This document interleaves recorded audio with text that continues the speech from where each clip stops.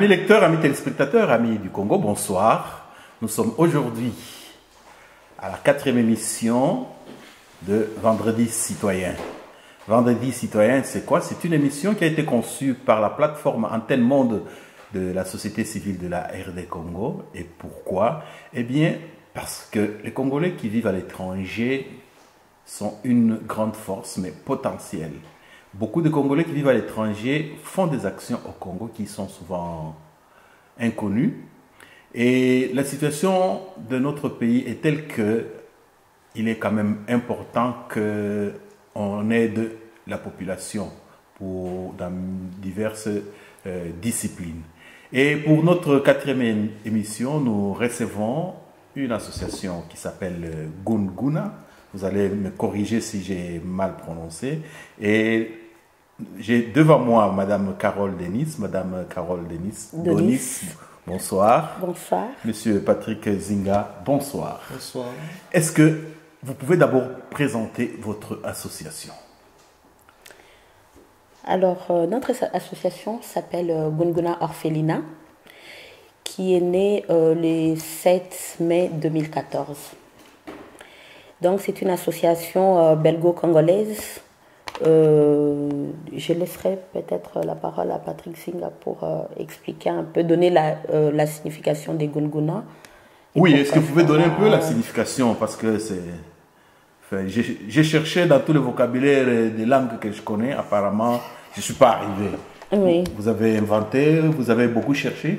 Non, en fait, c'est une inspiration qu'on a eue par rapport à la langue hindi, qui nous vient d'Inde, qui veut dire simplement la source. La source. Pourquoi la source? Génial. Parce que, bon, on voulait être le commencement de quelque chose. Donc, nous sommes le début. La source jaillit, qui se transforme en ruisseau. Le ruisseau devient rivière. Une rivière qui peut devenir un fleuve. Le fleuve se jette dans la mer devient océan. Et c'est comme ça qu'à partir de 2 personnes, nous pouvons alors atteindre un maximum de personnes. Donc, nous commençons ici en Belgique, mais nous savons qu'aujourd'hui, nous travaillons avec le RDC Congo et nous touchons plus de personnes en RDC Congo que de personnes ici en Belgique. D'où la source. Belle ambition. Madame, vous pouvez compléter par rapport à ce qu'il a dit? Il a déjà tout dit. Oui. Je n'ai rien à rajouter. Bien. En fait, comme je l'ai dit dans notre introduction, nous voulons montrer l'impact des Congolais qui vivent à l'étranger sur notre pays. Et il y a beaucoup d'associations qui évoluent chacune dans son coin. Et donc, notre émission, c'est une sorte de mise sous les projecteurs de vos activités. Est-ce que vous pouvez parler un peu des activités que vous faites au Congo? Donc, avant de faire des activités, d'organiser des activités au Congo, oui, nous commençons d'abord par la Belgique. Pourquoi? Parce que notre travail nous pousse à avoir plus de fonds d'aide pour pouvoir apporter cette aide-là aux orphelins qui sont au Congo. Alors, nous organisons d'abord ici des soirées, des sensibilisations, de plusieurs conférences, en essayant de sensibiliser plusieurs personnes, en leur expliquant un peu le projet, ce que nous faisons, quels sont nos objectifs et qu'est-ce que nous voulons exactement apporter aux enfants orphelins du Congo. Oui, vous avez à compléter? Non. S'il n'y a pas à compléter, j'ai une question. En fait, avant que l'association existe, vous faisiez autre chose. Oui. Et subitement, vous avez décidé. Qu'est-ce qui a donné ce déclic? Qu'est-ce qui vous a poussé à penser, tiens, occupons-nous des orphelins? Alors, ça a commencé comme une blague. Vraiment comme une blague. Moi, en 2009, je suis allée au Congo. Et là, parce que je n'ai pas vraiment... En 96, pendant la guerre de 96, j'étais là. Oui. Mais après, quand il y a eu la guerre de 98 et la suite, je n'étais pas là. Donc, je n'ai pas vraiment assisté à ça. Et lorsque je suis rentrée en 2009, j'ai trouvé un grand changement. J'ai vu qu'à mon époque, quand j'étais là-bas, je ne voyais pas encore des enfants dans la rue, des tout petits. Quand je parle de tout petits, 6 ans et moins. Bon, même au-delà de 6 ans, c'est vrai que je n'ai pas grandi dans ça, donc je n'ai pas connu cette situation-là. Et lorsque je suis retournée au Congo, c'était très différent aussi parce que j'étais déjà aussi maman, j'avais des enfants Et donc, le cœur était un peu plus triste que quand on n'est pas encore maman, je suppose, je devais dire ça comme ça. Je suis rentrée ici, j'ai commencé à réfléchir à ce que je pouvais apporter à ces enfants-là, qu'est-ce que je peux faire pour les aider. Mais malheureusement, je n'ai pas pu aller très loin. Et en 2012, quand je suis retournée à Kinshasa cette fois-ci, là, j'ai vu que c'était encore plus grave parce qu'en 2009, c'était au Kivu. En 2012, c'était à Kinshasa et j'ai vu que c'était vraiment très, très grave. Et lorsque je suis rentrée, j'en ai parlé avec Patrick, qui avait aussi le même projet. Et ensemble, on a commencé à réfléchir. On s'est dit, mais comment est-ce qu'on va faire? Est-ce qu'il faut faire comme tout le monde? Parce qu'on ne s'y connaissait pas du tout dans le milieu associatif. On ne savait pas s'il fallait juste commencer à travailler avec UNICEF ou la Croix-Rouge ou quelque chose. Et c'est comme ça qu'on a décidé, voilà, de commencer à travailler sur un statut et essayer d'aller plus loin. Et si je comprends bien, parce que vous avez dit, la situation avait beaucoup changé. En fait, changé en mal. En mal, oui. Et d'après vous, qu'est-ce qui a pu faire que ça ait changé en mal? Alors que dans la logique de la vie humaine, il faut que ça change en bien. Oui. C'est comme elle a souligné qu'il y a eu les différentes guerres qui successives, oui, qui ont pas mal changé quand même la vie de pas mal de Congolais. Et puis il y a la situation économique qui s'est largement dégradée. Elle n'était déjà pas florissante au départ, mais après les guerres, on récolte ce qu'on a semé. Donc les guerres ont carrément divisé les familles, ont ravagé et ont laissé plein d'enfants dans les rues. Alors à ça, on rajoute le phénomène des enfants dits sorciers qui poussent tous les enfants dans les rues et tous ces phénomènes-là qui sont dus simplement à un facteur économique ou démographique. Parce que bon, le nombre d'enfants est en pleine augmentation, le facteur économique est en régression, d'où il y a ce problème-là. C'est un des problèmes. Je ne dis pas que c'est le problème, mais c'est l'un des problèmes qui fait qu'on retrouve pas mal d'enfants. Et je pense que pour répondre à la question première que vous avez posée, c'est n'importe quel Congolais qui retourne maintenant au pays, s'il n'a pas le souci de ce qu'il voit, c'est que je pense qu'il a un sérieux problème. Pour celui qui est né et grandi là-bas, ou qui ne fût-ce que qui a connu le Congo à l'époque où il s'appelait Zaïre, il a quand même des souvenirs qui sont autres que ceux qu'il vit actuellement. Et se basant simplement sur nos souvenirs, on a envie de retrouver cette vie d'avant. On n'était peut-être pas les plus riches, mais on avait une situation qui était meilleure que celle qu'on connaît actuellement. Et donc, si vous étiez aidé sérieusement, vous seriez heureux de rendre heureux d'autres personnes qui sont totalement démunies. Finalement, votre grand problème, c'est de trouver des moyens pour aider le plus grand nombre de gens. Oui. Oui, nous rencontrons vraiment pas mal de difficultés. Il y a beaucoup de travail, il y a vraiment beaucoup de travail au pays, il y a beaucoup de manques, mais malheureusement, nous sommes limités. Bien, c'est en fait le sens aussi de cette émission, parce qu'on est conscient que beaucoup de gens, quand ils reviennent du pays, ils ont un pincement au cœur de voir toute cette misère sur une terre riche, où pourtant tout le monde aurait dû vivre convenablement. Et donc, des actions comme les vôtres sont à encourager. Nous, en tant que médias, donc, nous sommes désormais un de vos partenaires. Considérez que quand vous avez une action, on ne manquera pas. Et surtout, grâce à ceci, vous entrerez en contact avec d'autres associations. Merci. Et sur place, est-ce que vous pouvez nous décrire un peu ce que vous avez déjà fait? Donc sur place, on travaille en partenariat avec des associations déjà existantes, qui sont des associations congolaises. Je précise bien existantes, parce qu'on a l'impression qu'au Congo, il n'y a rien. Ou on a l'impression qu'au Congo, les gens ne prennent pas d'initiative. Il y a des initiatives qui sont prises. Il y a des gens qui travaillent déjà là-dedans. Alors on s'était dit, plutôt que de lancer quelque chose à nous au Congo, pourquoi ne pas travailler en partenariat avec des gens qui travaillent déjà dans le milieu? Pourquoi? Parce que aller par exemple au Kivu, là où on est le plus actif, ce serait un peu une folie que de croire qu'on va aller changer le Kivu, on va changer la situation des enfants du Kivu, etc., etc. Or, au Kivu, il y a déjà des gens qui ont le souci aussi de prendre en charge ces enfants, de les scolariser, de les vêtir, de voir un peu de quelle manière est-ce qu'ils pourraient voir une certaine évolution. D'où, nous, ici, notre travail consiste en fait à la sensibilisation, à la récolte de fonds, à la récolte de biens, et ainsi de suite.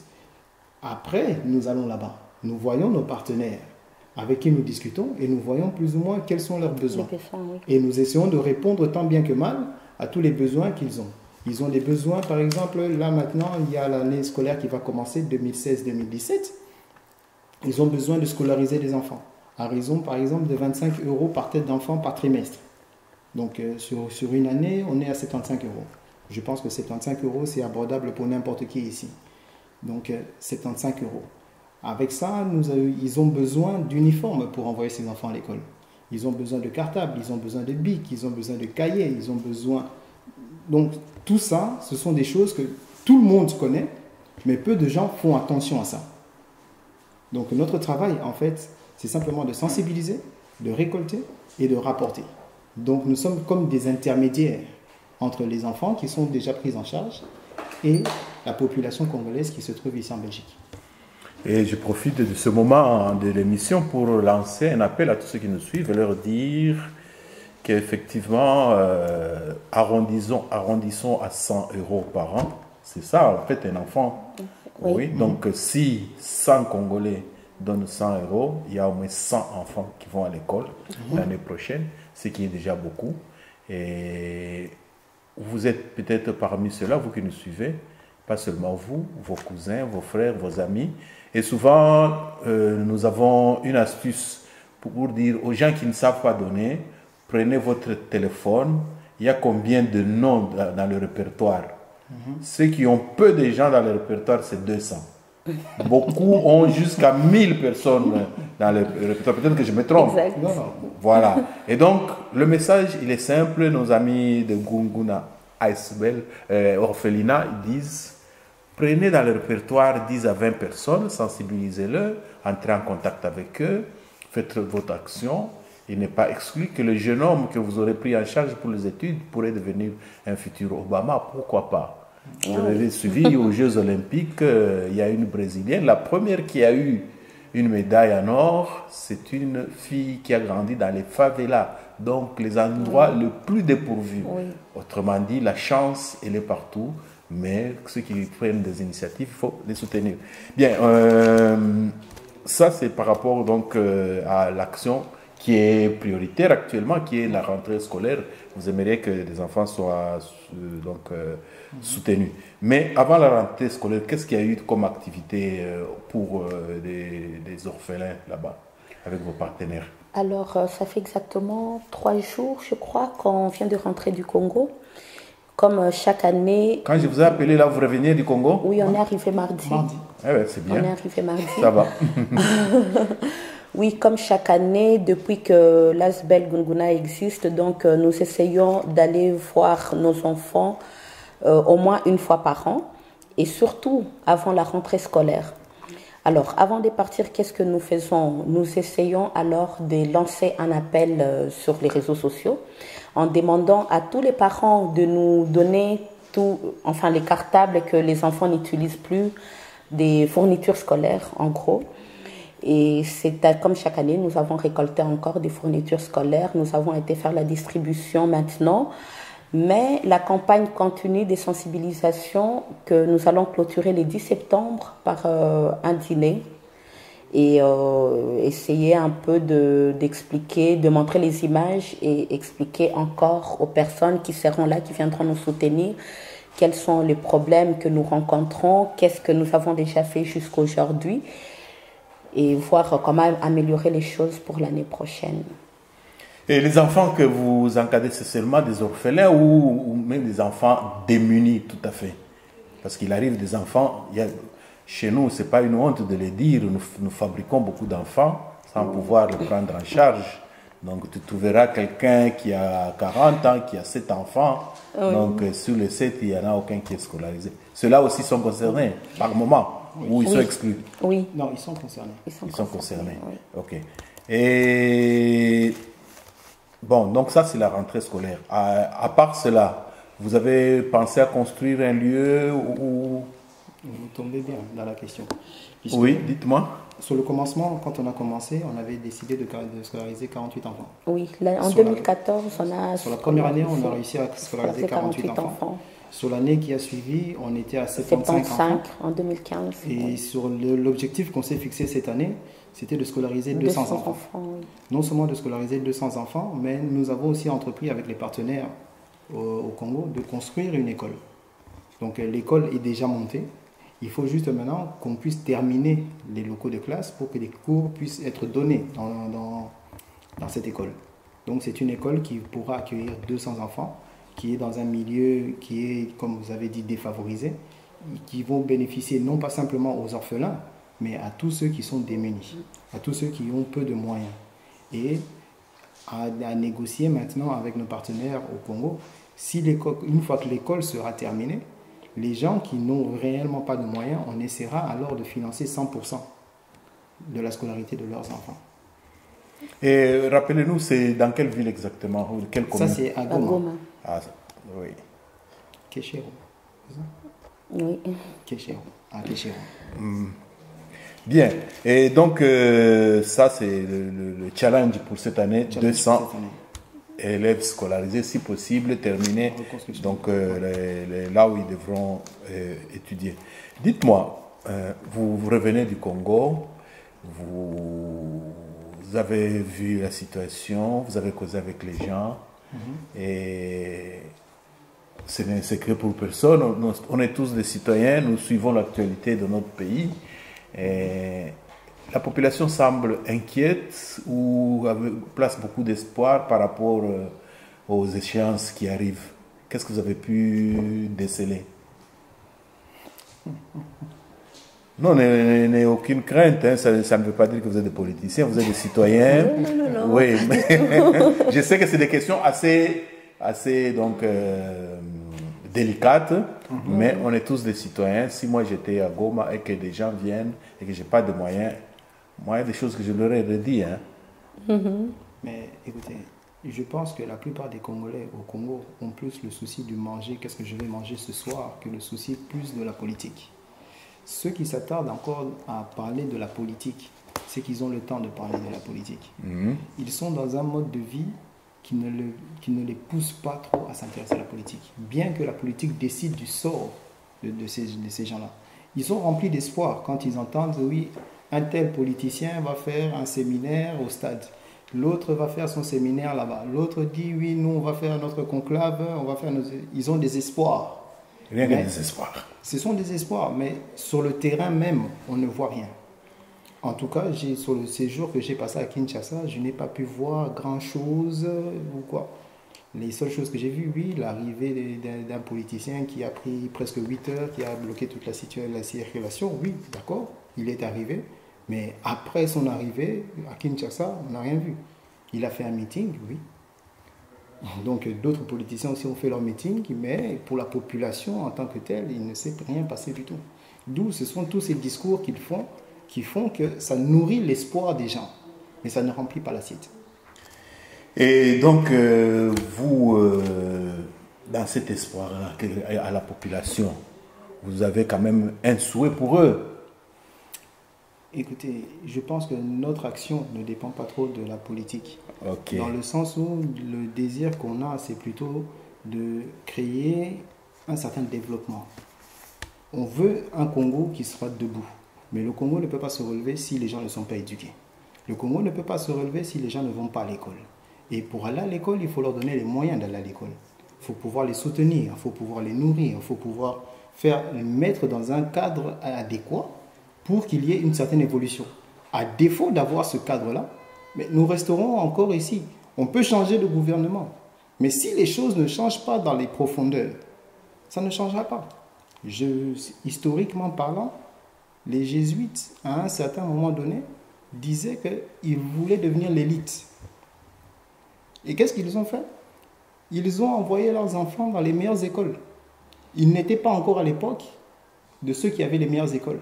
Ils ont envoyé leurs enfants dans les meilleures écoles. Leurs enfants ont acquis la connaissance. Après, sont revenus avec leur éducation de jésuites. Et aujourd'hui, ils dominent.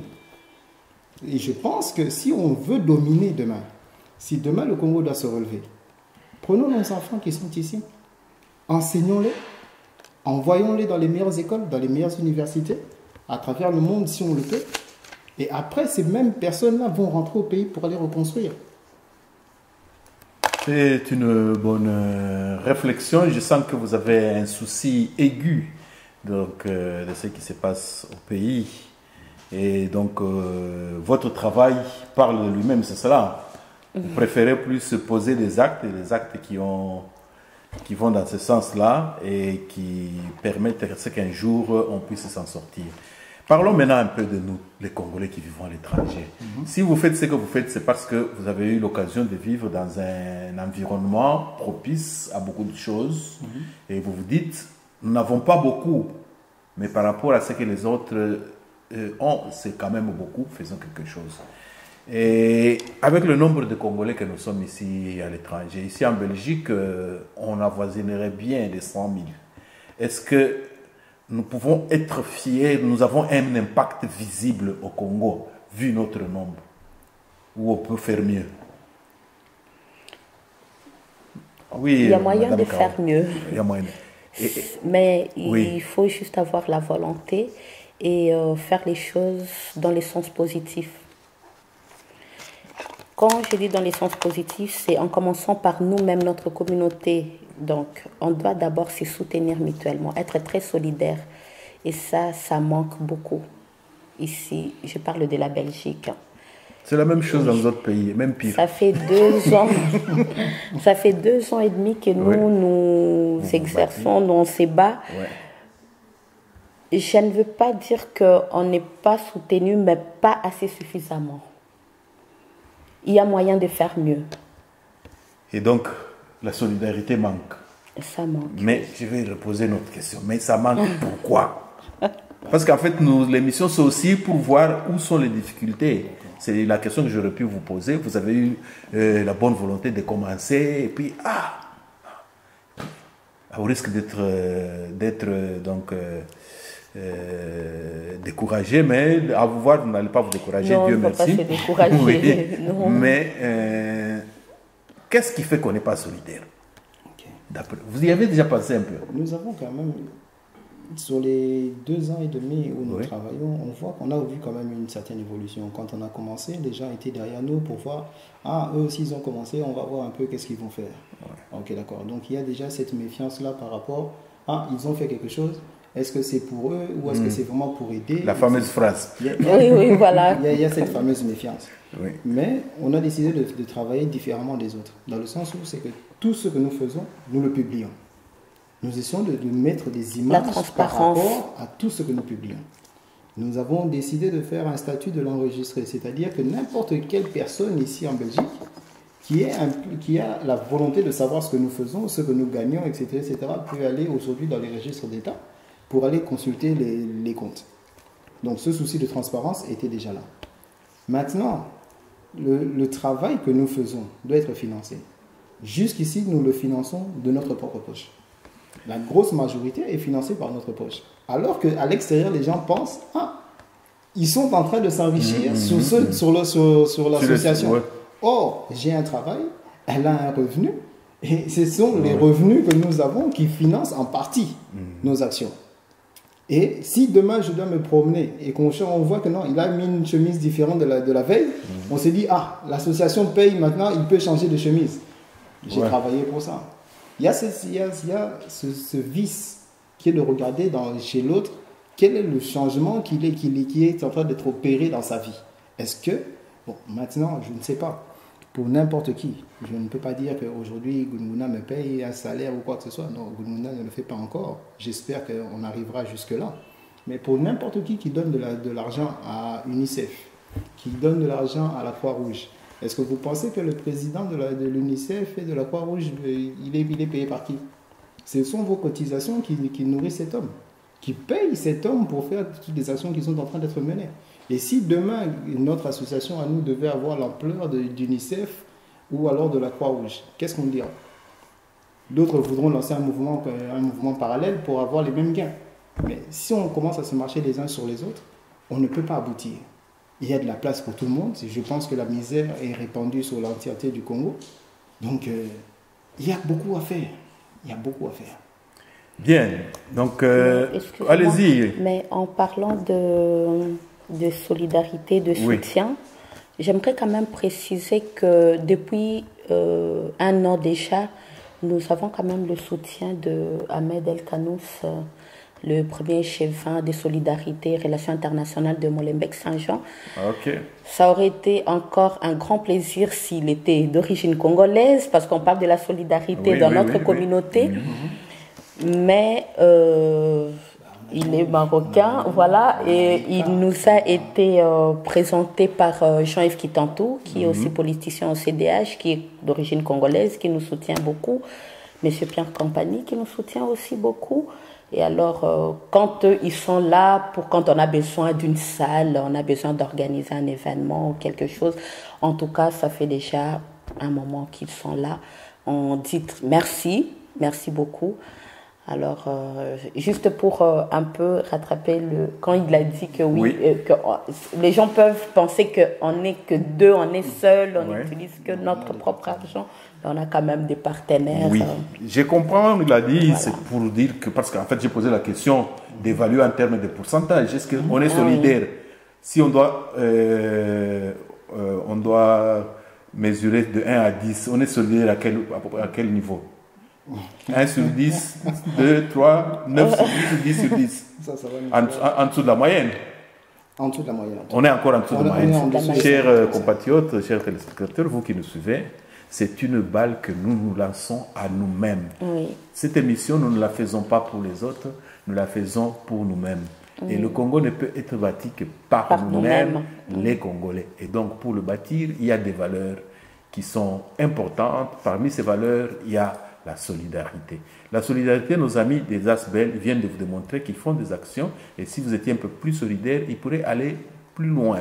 Et c'est aussi pour ça que notre plateforme a décidé de créer cette solidarité virtuelle.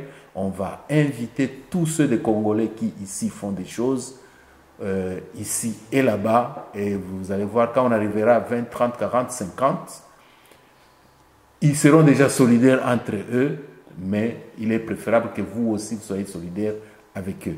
Bien, et donc, à part le problème de solidarité qu'on a relevé dans la communauté, et vous pensez qu'il y a un jour possible que nous, Congolais, on se développe? Ou bien, comme les gens disent, hein, ce sera toujours ainsi? Vous êtes optimiste? Je sais, par rapport à la société, vous êtes optimiste, mais jusque quand? Jusque quand ça va changer ou bien? Il y a de l'espoir. Dites-nous un peu. Moi, j'ai de l'espoir, oui. Je sais que je préfère rester positive. Oui, mais ça ne doit pas être gratuit. Vous appuyez sur quoi pour espérer encore? Non, mais je ne sais pas si c'est une impression, mais je pense que le Congolais d'aujourd'hui, le Congolais est en train de se réveiller. Ok, ça c'est un beau mot. Oui. Il est en train de se réveiller. Écoutez, c'est comme on a dit ici, on pense qu'au Congo, les gens ne travaillent pas, ou alors qu'ils attendent l'aide extérieure.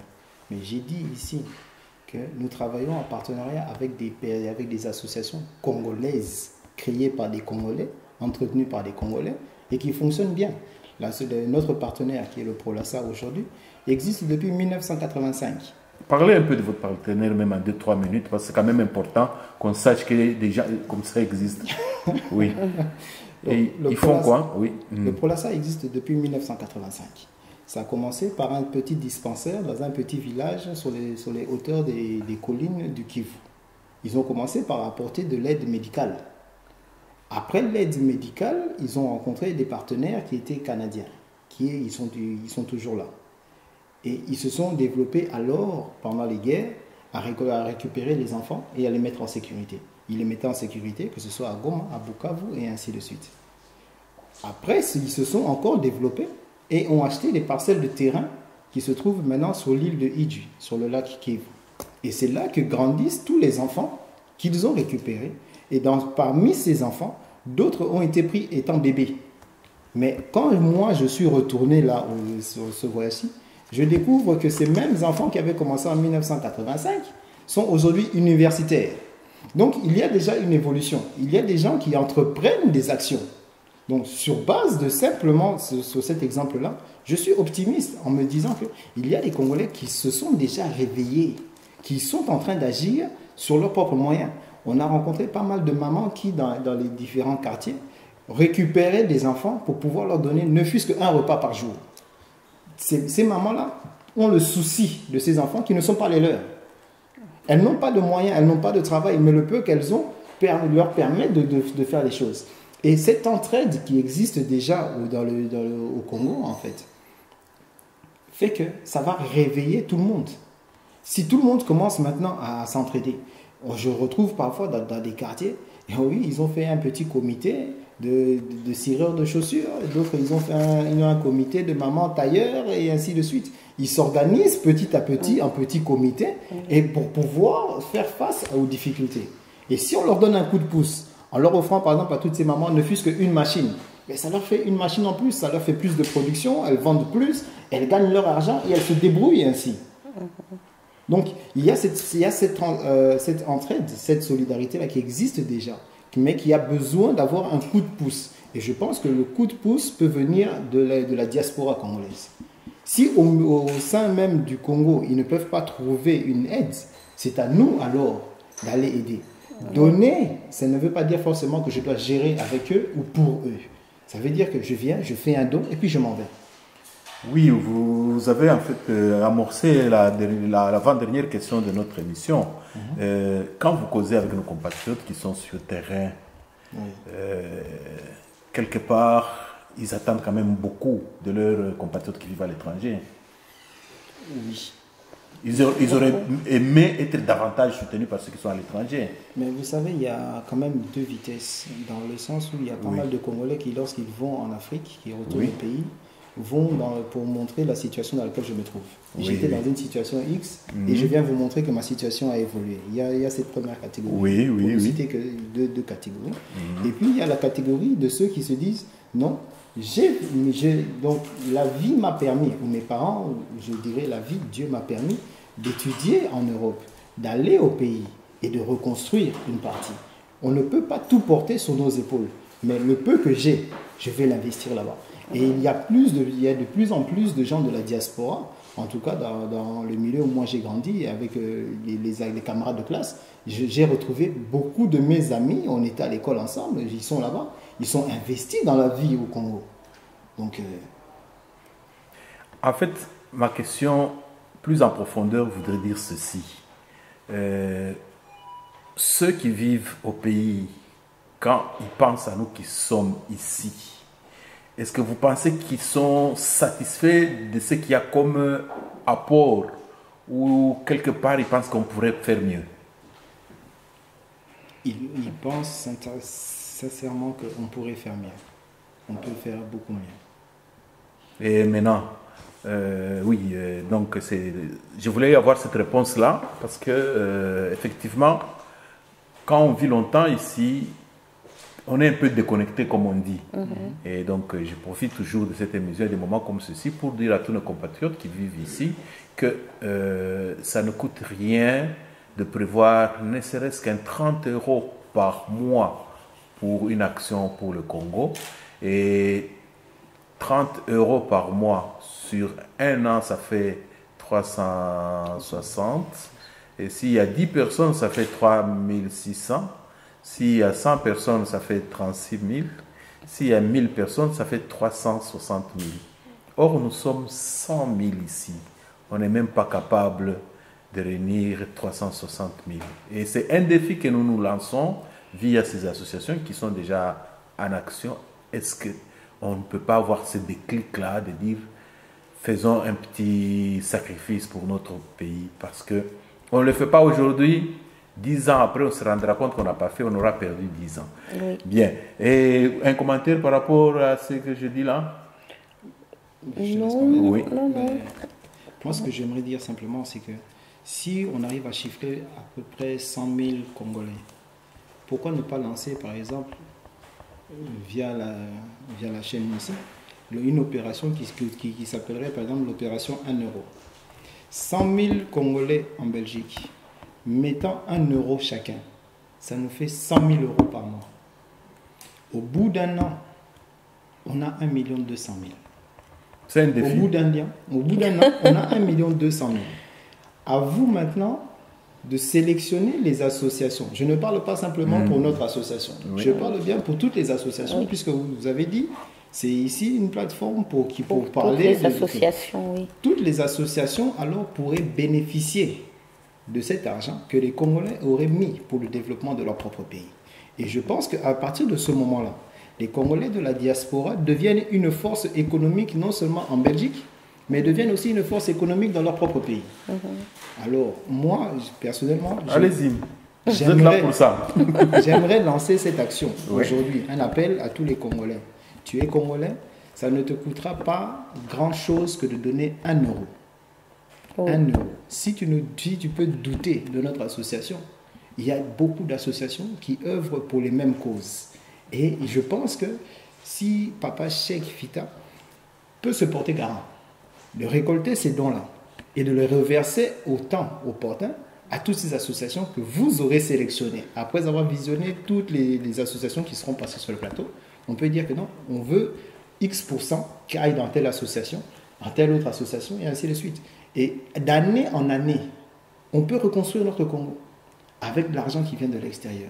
Et je pense que ce serait un bénéfice pour tous les Congolais que de rentrer et de savoir que oui, j'avais donné 1 euro, mais j'ai vu qu'ils ont construit une école ici. Oui. J'avais donné 1 euro, j'ai vu que l'hôpital là-bas est construit.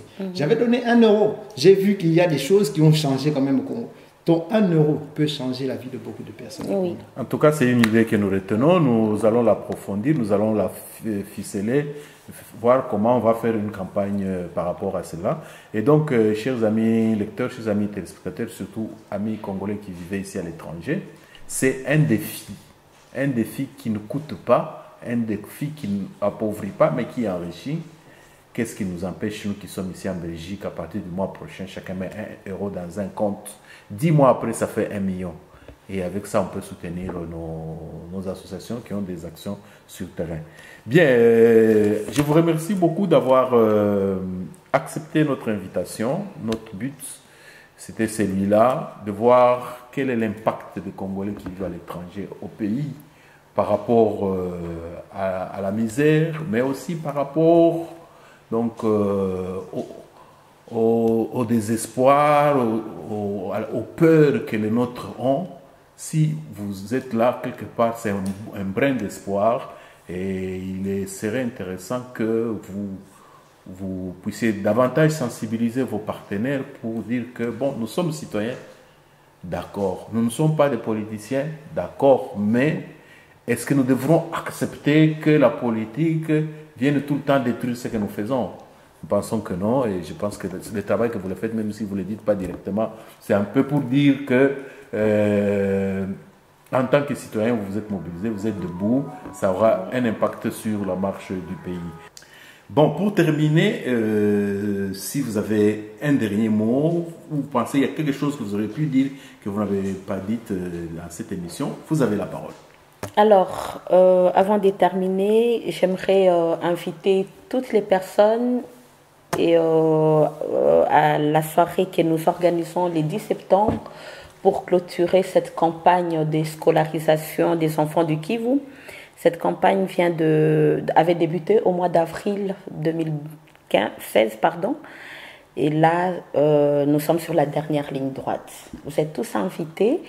Alors, pour plus d'informations, oui, alors voilà, ça se passera à la salle, au CSM, Centre communautaire maritime de Molenbeek-Saint-Jean, pas loin de Tour et Taxi. Et pour plus d'informations, je vous inviterai à visiter notre site internet www.gunguna.com ou alors notre page Facebook, parce que je n'ai pas en tête le nom de la rue. Et alors, mais il y a toutes les informations qui sont là-dessus. Oui, et vous avez un mot à ajouter aussi pour clôturer? Pour ceux qui sont en train de nous découvrir, c'est comme elle a dit, il y a la page Facebook, il y a le site, mais surtout, il y a des images qu'on vient de ramener, on a ramené des images, on a ramené des vidéos qui seront publiées ce jour-là. Donc, venez nombreux pour venir nous découvrir. Ça sera au prix de 15 euros, je pense. Non, 25 euros. Excusez-moi, 25 euros. Alors, pour une entrée, le buffet et un verre d'accueil. Et 50 euros si vous désirez scolariser un enfant pour l'année académique 2016-2017. Merci bien, les amis de Gunguna Orphelinat. Ça a été un plaisir de vous recevoir. Et avant de nous séparer, vous allez signer notre livre d'or. Et puis, je donnerai le mot de la fin.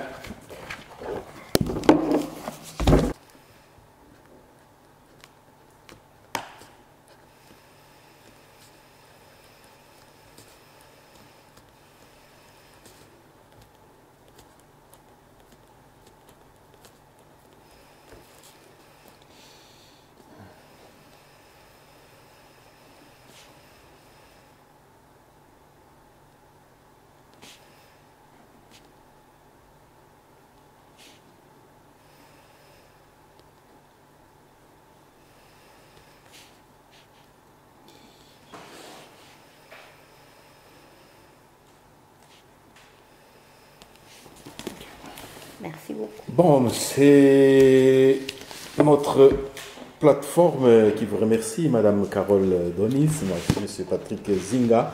Et un tout dernier mot, vous vouliez dire qu'on a parlé que de l'Est et que vous aviez des ambitions plus grandes. Ben, nous avons d'autres ambitions encore, puisque nous travaillons sur 3 objectifs, qui sont premièrement qui sont l'éducation, la santé et le développement. Donc à l'Est, nous sommes concentrés beaucoup sur l'éducation et le développement. Donc nous nous concentrons à envoyer les enfants à l'école. Mais nous avons aussi un système de développement que nous avons mis en place, qui est que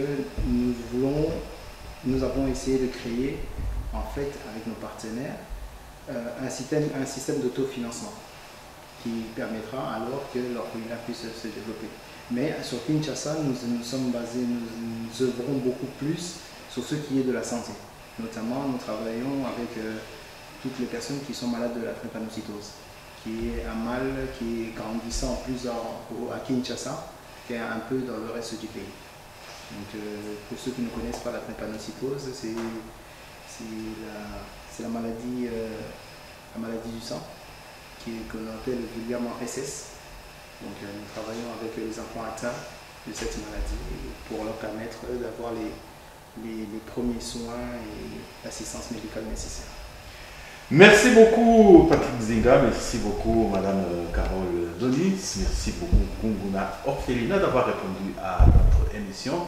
Chers amis congolais, chers téléspectateurs, chers lecteurs, c'était également un plaisir de vous faire parvenir chez vous cette émission dont la réalisation est signée Gérard Kanabassau. Et donc nous espérons beaucoup que la sémence plantée par nos amis de Gunguna Orphelinat n'aura pas été jetée dans un désert et que vous êtes une terre fertile et que très bientôt nous verrons des réactions par rapport à ce qu'ils ont comme projet et par rapport à notre pays en général et surtout leur idée qui vient de lancer 1 euro par mois. Parmi tous les Congolais qui vivent à l'étranger, ça peut faire des millions d'ici 1 an. Est-ce que vous allez relever ce défi? Merci et à la prochaine.